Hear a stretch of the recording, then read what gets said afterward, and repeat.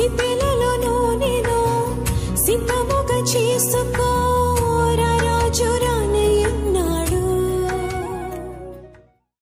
రాజుల నేలే రాజు వెలసిన పశువుల పాకలో, పాపుల పాలిట రక్షకుడు నవ్వెను తల్లి కౌగిలిలో. భయము లేదు మన కిలలో, జయము జయము జయమహో. ఇది శుభోదయం క్రీస్తు జన్మదినం, ఇది లోక కళ్యాణం మేరీ పుణ్యదినం, మేరీ పుణ్యదినం. గొల్లలు జ్ఞానులు ఆనాడు ప్రణమిల్లిరి భయభక్తితో, పెద్దలు ఈనాడు పూజించిరి ప్రేమ గీతితో. జయనాదమీ భువిలో ప్రతిధ్వనించెను ఆ దివిలో. ఇది శుభోదయం క్రీస్తు జన్మదినం, ఇది లోక కళ్యాణం మేరీ పుణ్యదినం, మేరీ పుణ్యదినం. ప్రార్థన చేసుకుందాం. తలలు వంచండి. దయచేసి వాక్యములకు వెళ్ళిపోదాం. ఈ వారంలో 6 దినములు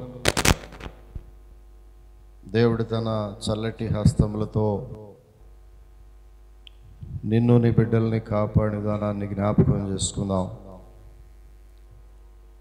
నిన్ను కాపాడువాడు కొనుకడు నిద్రపోడు. ఈ వారమంతా నీ బిడ్డలను నిన్ను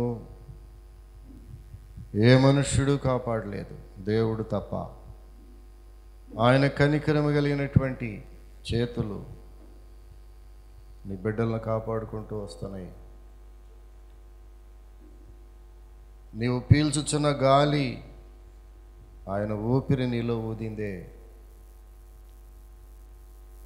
ఆయన ఆహారం పెట్టకపోతే, ప్రభువా ఈ వారంలో ఎన్ని విధాలుగా నా బిడ్డల్ని నన్ను కాపాడావు,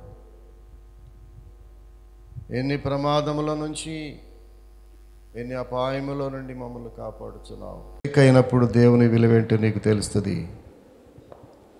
ప్రభువా నీ విలువ నాకు మరొక్కసారి చూపించు. నువ్వెంత గొప్ప దేవుడవో. పరలోకాన్ని విడిచి భూమి మీదకి వచ్చింది నా కొరకే.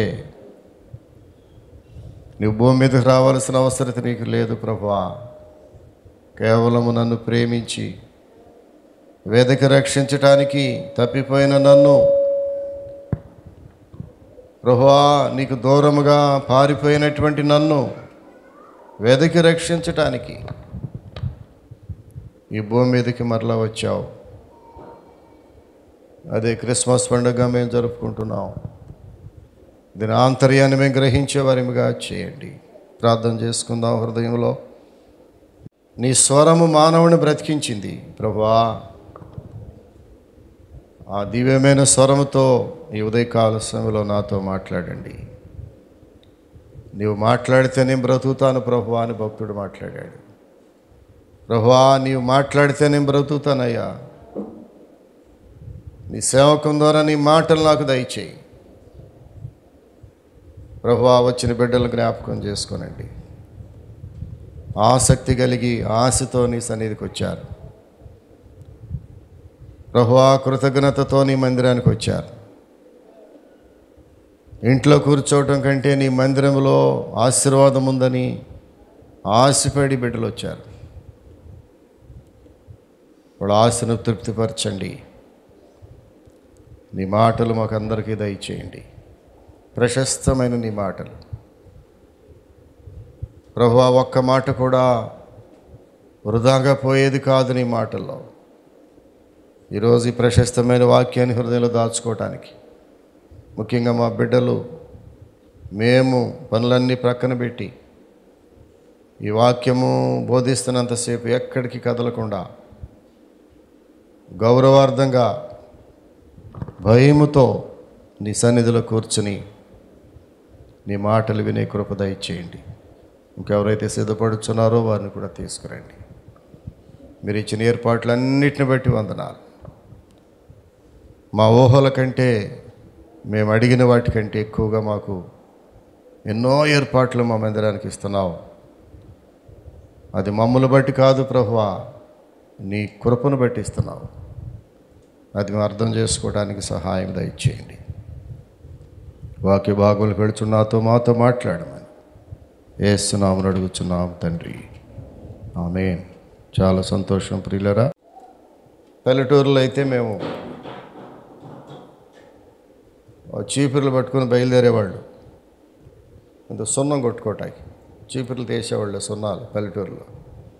ఆ సున్నం కొట్టుకోవటం, ఈ చలి రోజులు, ఇవన్నీ ఒక వింతైన ఒక అనుభూతి అన్నమాట. పండుగ అంటే క్రిస్మస్ పండుగ అనగానే ఒక తెలియనటువంటి సంతోషం, ఎక్కడో హృదయంలో తెలియనటువంటి సంతోషం పైకి ఊబికి వస్తూ ఉంటుంది చలి రోజుల్లో. దాన్ని క్రిస్మస్ అంటాం. ఇంకొంతమంది అయితే వంటలు కూడా మార్పులు వస్తాయి ఈ నెలంతా. మనం దేనికి వచ్చామంటే సహవాసానికి వచ్చాం, కొట్టుకోటకు వచ్చామా? ఇప్పుడు కుళాయిలు పంపుల దగ్గరికి ఎందుకు వెళ్తారు? కొట్టుకోటకు, నీళ్ళకి కదమ్మా. భలేవాళ్ళే, నీళ్ళకి వెళ్ళేవాళ్ళు కాదు, ఇప్పుడు కొట్టుకోటకు వెళ్తారు.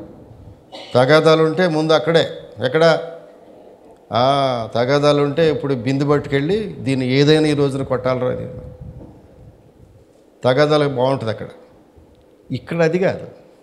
దేవుని మందిరం అంటే సహవాసం, ఫెలోషిప్ అంటాం దాన్ని. సహవాసమునకు పిలిచిన దేవుడు, నమ్మదగిన దేవుడు. ప్రియుల, ఈ ఉదయం పాస్టర్ గారు మాట్లాడుతూ నాతో ఒక ఆయన, దేవుని మందిరానికి వెళ్ళటం అంటే ఏంటనుకుంటున్నారు? భక్తి కోసమో వాక్యం వినటం అది ప్రధానమే, కానీ వాక్యం వినటం ఒక విధానం అయితే, రెండో ప్రక్కన మందిరానికి ఎందుకు వస్తున్నావో తెలుసా నీవు? ఓ సహవాసము, కాంగ్రిగేషన్. ఆ యొక్క వనభోజనాలకు వెళ్ళినప్పుడు కుటుంబాలు వెళ్తారు. ఎందుకని తెలిసిన? అది ఒక గెట్ టుగెదర్ అంటాం దాన్ని. గెట్ టుగెదర్, కలిసి భోజనం చేయటం, కలిసి మాట్లాడుకోవటం, కలిసి పరిచయాలు చేసుకోవటం, కలిసి సాధక బాధకాలు లేకపోతే మనకున్న సంతోషాన్ని వ్యక్తపరచుకోవటం, బాధలు సంతోషాలు అన్నీ కలిపి వ్యక్తపరచుకునే చోటు ఏదంటే అదే దేవుని మందిరం. ప్రియుల, మందిరానికి కేవలం వాక్యం కోసమే కాదు వచ్చేది, గెట్ టుగెదర్, ఒక రిలీఫ్. వారమంతా ఇంట్లో కూర్చుని బాధలన్నీ అనుభవిస్తూ, ఆర్థిక సమస్యలన్నీ చూసుకుంటూ కదా, పిల్లల బాధలన్నీ గమనించుకుంటూ, తీసివేతల కోడికలు, కాగితం తీసుకుని అన్ని తీసివేతల కోడికలే. ఈ నెలలో ఖర్చులు ఎంత, రాబడి ఎంత, జమ ఎంత, ఖర్చులు ఎంత ఉన్నాయి, మిగిలేది ఏమైనా ఉందా, మళ్ళీ నేను అప్పు చేయాలా, ఈ బాధలన్నిటితో సతమతమైపోయే నీవు ఎక్కడికి వెళితే రిలీఫ్ దొరుకుద్ది నీకంటే దేవుని మందిరము. అందుకే మందిరానికి రావాలంటాను నేను.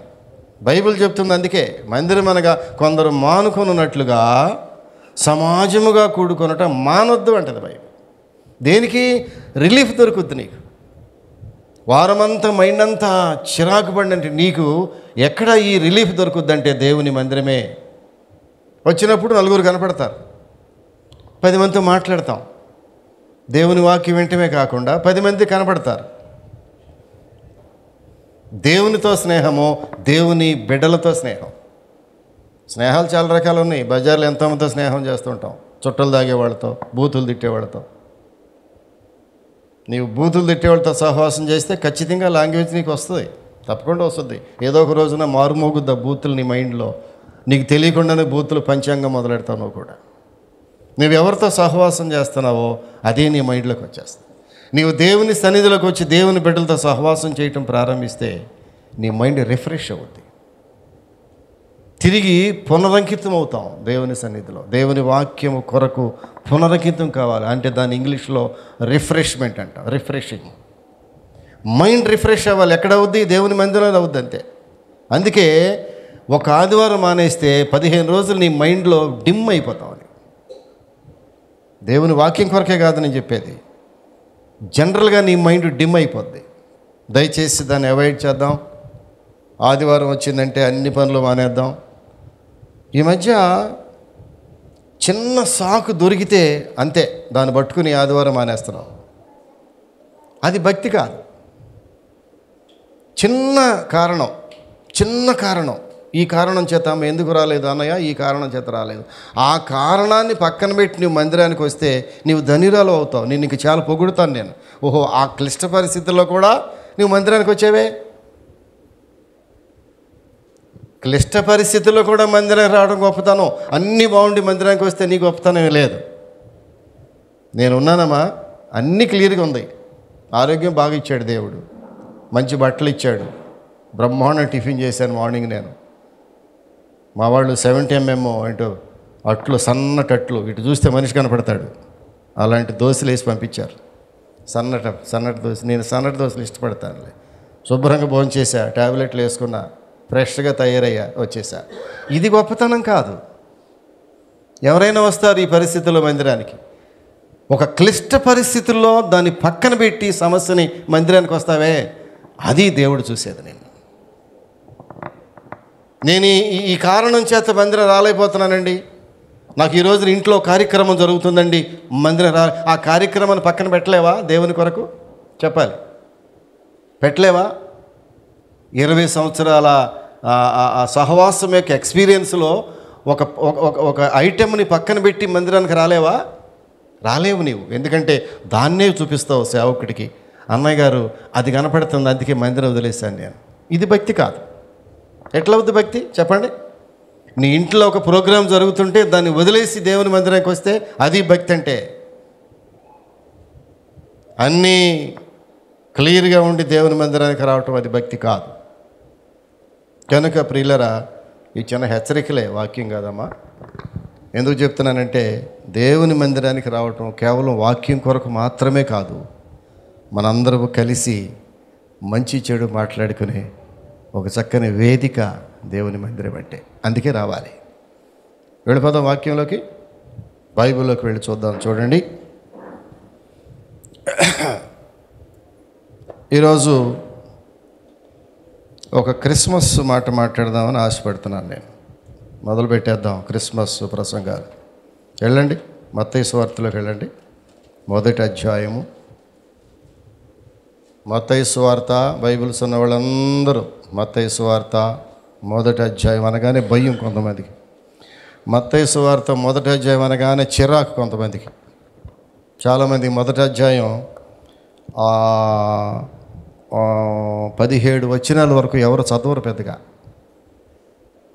మత్తయి సువార్త 1వ అధ్యాయము 1వ వచనం నుండి 17 వచనాలు బోరు కొడుతుంది, మహాబోరు. ఎందుకని తెలిసిన, ఇది యేసుక్రీస్తు యొక్క వంశావళి. క్రిస్మస్ ఇక్కడే ప్రారంభమైంది. ఈ 17 వచనాల్లోనే మనకి క్రిస్మస్ ప్రారంభం కనిపిస్తుంది ప్రియులారా. ఆరంభము, క్రిస్మస్ ఆరంభం. ఎందుకంటే ఈ 25 రోజులు క్రిస్మస్ సందేశాలు మనకి టీవీలో వెళ్ళాలి ప్రియులారా, ప్రపంచానికి వెళ్ళాలి. ప్రతిరోజు క్రిస్మస్ సందేశం వెళ్ళాలి అని ఆశపడుతున్నాను. నా కొరకు కూడా ప్రార్థన చేయండి. ప్రతిరోజు క్రిస్మస్ సందేశం ఒకటి ప్రపంచానికి వెళ్ళాలి ప్రియులారా. ఈ 17 వచనాల్లో దాదాపుగా మనకి యేసుక్రీస్తు వంశావళిలో 42 తరములు కనపడతాయి. ఒక తరం అంటే ప్రియులారా, ఒక కుటుంబం ఒక తరం వెళ్ళిపోద్ది అంటారు చూడండి. ఒక తండ్రి, వారి తండ్రి, వారి తండ్రి, వారి తండ్రి, తండ్రి, తాత, ముత్తాత, ముత్తాతలు, ముత్తాతలు, అది తరములు అంటాం మనం. మా తరంలోనండి అని మాట్లాడతాం. మా నాన్నగారి తరంలో, మా తాతగారి తరంలో, మా తాత తండ్రి తరంలోనండి మా కుటుంబాలు చాలా బాగుండేయండి అని మాట్లాడుకుంటాం మనం.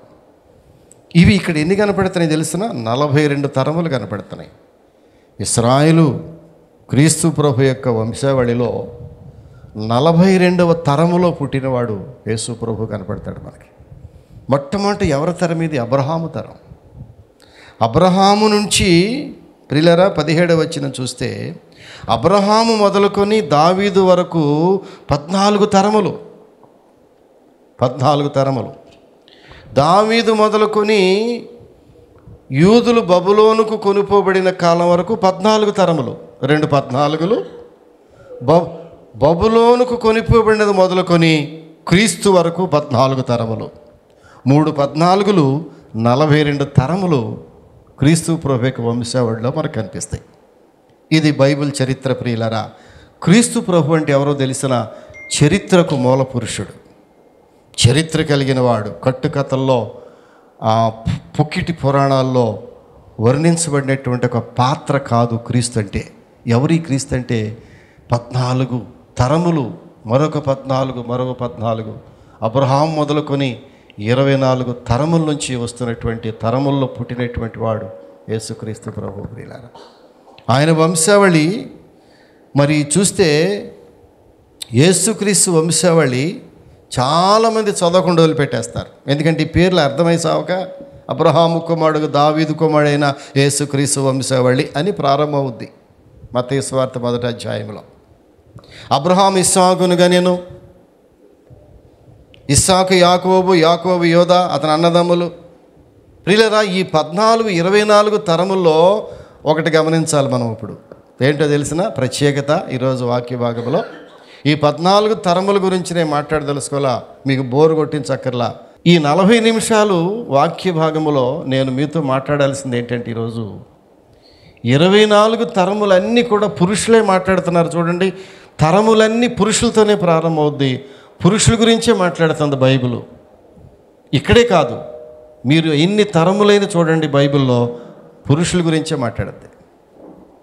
కానీ విశేషం ఏంటి తెలిసిన ఈరోజు ఈ 17 16 వచనాల్లో 5 స్త్రీల గురించి మాట్లాడతాడు.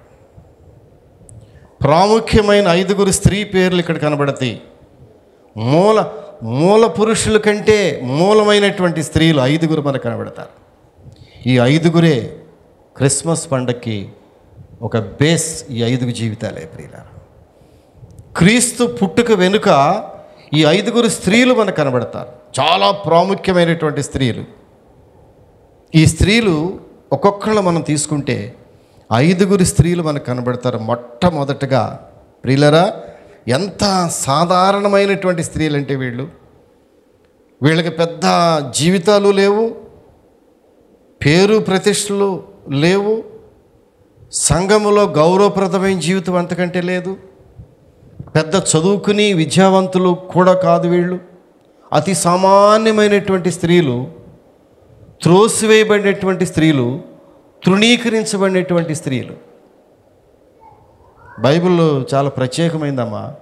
బైబిల్ అంతా కూడా ఎవరి మీద నడుస్తుందో తెలిసిన తృణీకరించబడినటువంటి మనిషిని దేవుడు నిలబెట్టి కాపాడిన విధానమే బైబిల్ అంటే. పెద్ద పెద్ద వారిని దృష్టిలో పెట్టుకోవాలా. మీకు తెలుసా, ధనవంతుని పేరు కూడా బైబిల్లో లేదు. ధనవంతుడిని ఎన్నడూ బైబిల్ అసలు లెక్క చేయలేదు. ధనవంతుడు దేవునికి అక్కర్లేదని కాదు, కానీ ధనవంతుడు కూడా పరలోక రాజ్యం కావాలి, కానీ ధనవంతుడిని ఎన్నడూ కూడా దృష్టిలో పెట్టుకోలేదు బైబిల్ ప్రియులారా. ఎవరిని దృష్టిలో పెట్టుకొని తెలిసిన తృణీకరించబడినటువంటి నాలాంటి వారిని. నాకెందుకు మారు మనసు ఇచ్చాడు దేవుడు తెలుసా మీలో చాలామందికి? నేను మీ అందరితో పోల్చుకుంటే బహు భయంకరంగా తృణీకరించబడినటువంటి వ్యక్తిని నేను. తెలుసా నా జీవితం? మీకు చాలామందికి తెలియదు. ఇంకా నా జీవితం సత్యం ఏంటో తెలిసిన ప్రియులరా, నిజం ఒప్పుకుంటున్నాను. నేను అత్యంత హీన స్థితిలో తృణీకరించబడినటువంటి వ్యక్తిని నేను. ప్రతి ఒక్కరూ నన్ను సమాజం నుంచి వెలివేసిన వారే నా జీవితాన్ని. చాలా భయంకరమైన జీవితం ప్రియులారా. తృణీకరించబడి, త్రోసివేయబడి, అటు స్నేహితుల్లో నుంచి, అధికారుల్లో నుంచి, సమాజంలో నుంచి ఒక రకంగా ఒక భయంకరమైన మాట ఏంటంటే వినాలి, వెలివేయబడిన జీవితం నా జీవితం. అందుకే నాకు దేవుడు దొరికాడు. చప్పట్లు కొట్టాలి ఒకసారి అందరూ. అందుకే ఇంత గొప్ప దేవుడు దొరికాడు నాకు.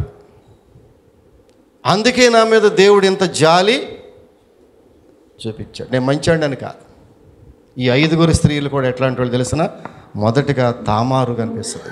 చూడండి, అబ్రహాము ఇస్సాకును కనెను, ఇస్సాకు యాకోబును కనెను, యాకోబు యోదాను అతని అన్నదమ్ములను కనెను, యోదా తామారు నందు పెరెస్సును జరహును కనెను. వచ్చేసింది ఒక స్త్రీ అప్పుడే. ఎవరీమే? తామారు. తెలుసా ఈ తామారు ఎవరో? ఈ తామారు క్రీస్తు ప్రభు వంశావళిలో ఎంత ప్రాముఖ్యమైనటువంటి స్థానం వహించినటువంటి ఈ తామారు ఎవరో తెలియాలంటే వెళ్ళండి, మనం ఒక్కసారి ఆదికాండములకు వెళ్ళిపోదాం. ఆదికాండము ఎక్కడో ఆదికాండంలో కనపడద్ది తామారు. మనం ఎక్కడ చదివాం? ఇప్పుడు మత్తయి సువార్తలో చదివామమ్మా. ఆదికాండము 38వ అధ్యాయము. బుర్రబెట్టి వినాలి జాగ్రత్తగా వాక్యాన్ని వేళ. ఆదికాండం 38వ అధ్యాయము. యోదా తామారు 12 మంది ఇశ్రాయేలీలు పిల్లల్లో 12 మంది సంతానములో యోదా గోత్రం ఒకటి. ప్రియులారా, యోదా ఒకడు. యోదాకి కోడలే తామారు. తామారు భర్త చనిపోతాడు. ఇంటికెళ్ళి చదవండి ప్రియులారా. 6వ వచనం చూస్తే 38వ అధ్యాయంలో యోదా తన జ్యేష్ఠ కుమారుడైన ఏరునకు తామారు అను దానిని పెండ్లి చేసెను. చూసారా, యేసు ప్రభు యొక్క జననములో తామారు పాత్ర ఎంత ఉందో చూడండి ఒకసారి. ఒక స్త్రీ పాత్ర. క్రీస్తు పుట్టుక వెనుక 5 స్త్రీలు పాత్ర ఉన్నాయి. క్రీస్తు లోకములోనికి రావటానికి కారణకులైనటువంటి 5 స్త్రీలలో తామారు ఒకతే. ఈ తామారు ఎవరంటే ఇశ్రాయేలు గోత్రికుల్లో యోదాకి కోడలు. యోదా కుమారుడైనటువంటి ఏరునకు తామారునిచ్చి పెళ్లి చేస్తే అతడు యెహోవా దృష్టికి చెడ్డవాడు గనక యోదా కొడుకు. యోదా అంటే 12 మందిలో ఒకడు. వాడిని దేవుడు చంపేశాడు.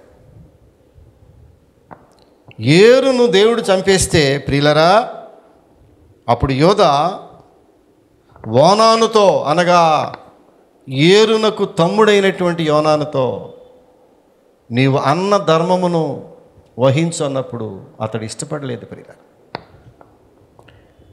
నీ అన్నకు సంతానము కలిగి చేయి, వంశం నాశనం అయిపోద్దంటే ప్రియులరా, కథంతా చదువుకుంటూ వస్తే ప్రియులరా, చివరకు యోదా భార్యను కోల్పోయినప్పుడు, తను ఎక్కడికో వెళ్ళి తన యొక్క వాంఛను తీర్చుకోవడానికి వెళ్ళినప్పుడు, ఆమె ఎవరో తెలియకుండానే తన కోడలతో వెళ్ళినప్పుడు ప్రియులరా, అక్కడ ఆమె 19వ వచనం చూస్తే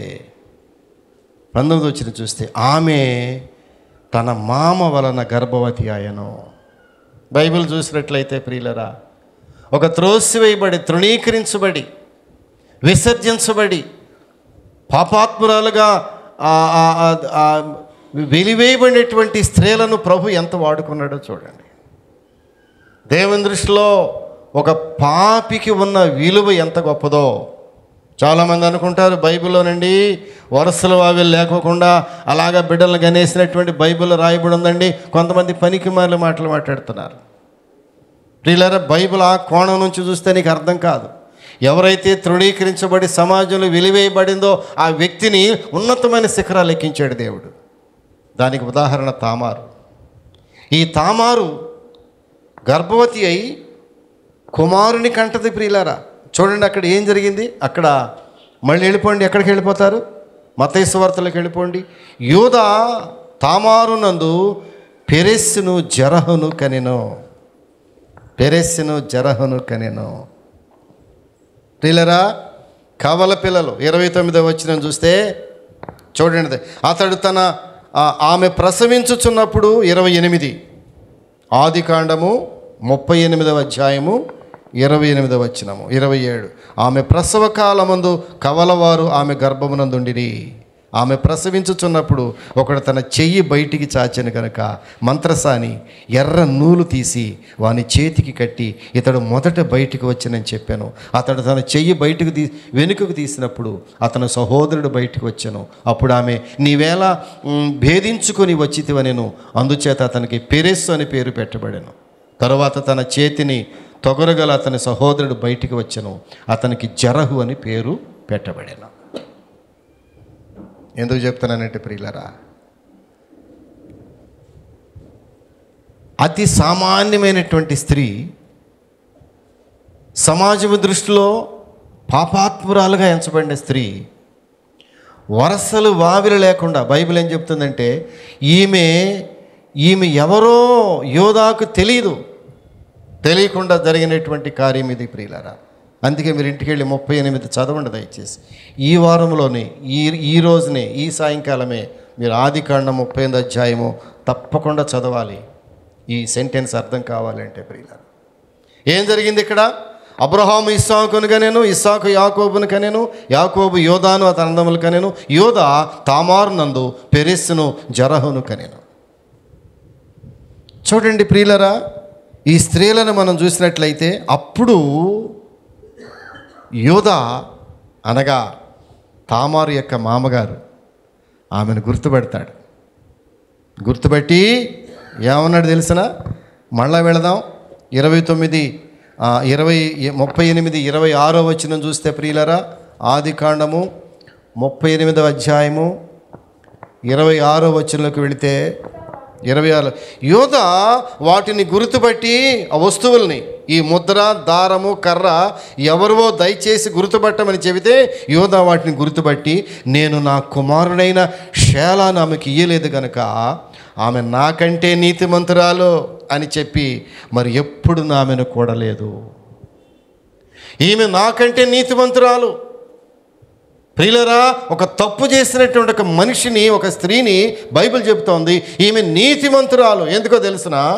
ఆమె నీతి దేవుడు గుర్తించాడు.